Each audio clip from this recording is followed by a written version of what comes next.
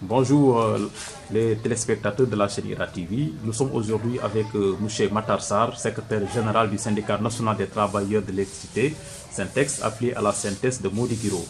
M. Sarr, IRA TV vous reçoit ici pour savoir pourquoi la hausse du prix de l'électricité.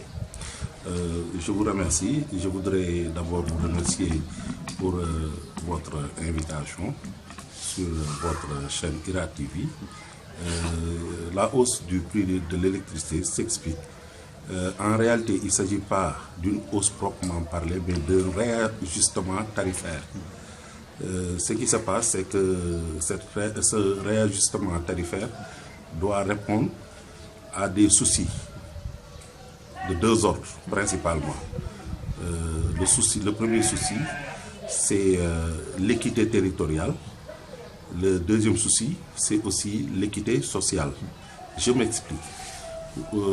D'ici l'horizon 2025, Senelec doit généraliser l'accès à l'électricité d'ici à l'horizon 2025. Donc, ce fait implique forcément des moyens.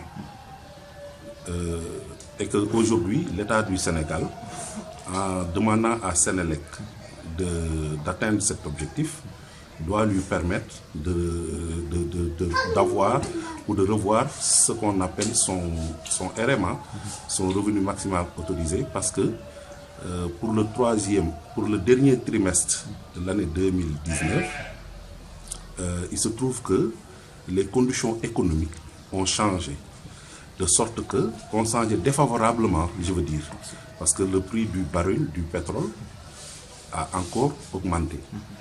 Maintenant, puisque il y a une commission qui doit, au sortir d'une évaluation de ce trimestre, demander si l'État prend en charge le manque à gagner de Senelec ou si Senelec doit prétendre à une hausse du prix de l'électricité.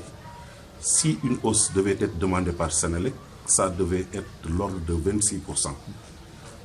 À partir de ce moment, l'État du Sénégal a décidé de prendre 20%, équivalent à 10 milliards sur les 12 qui étaient attendus.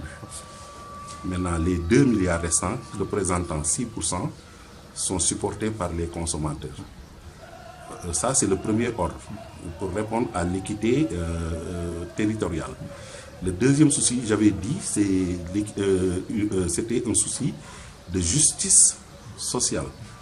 Aujourd'hui, l'État du Sénégal n'a jamais lâché les consommateurs. Quand bien même il y a revalorisation ou réajustement tarifaire, l'État du Sénégal continue à supporter, de par une subvention, une partie des consommations de la clientèle.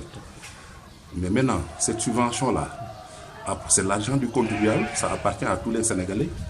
Il y a des Sénégalais qui sont dans des contrées un peu lointaines et qui n'ont pas accès à l'électricité. Et pourtant, ces Sénégalais contribuent à financer, à subventionner d'autres qui ont de l'électricité. Donc voilà deux aspects qui justifient à suffisance le réajustement tarifaire que Senelec a effectué. Est-ce que donc la Senelec a décidé la hausse de façon unilatérale? En réalité, ce n'est pas Senelec qui a décidé de faire le réajustement. Senelec a été autorisé. Parce que Senelec est une société régulée. Il y a une commission, dénommée Commission de régulation du secteur de l'énergie, CRSE en acronyme, qui régule Senelec. Donc cette commission, elle est l'interface entre l'État du Sénégal, les consommateurs et Senelec.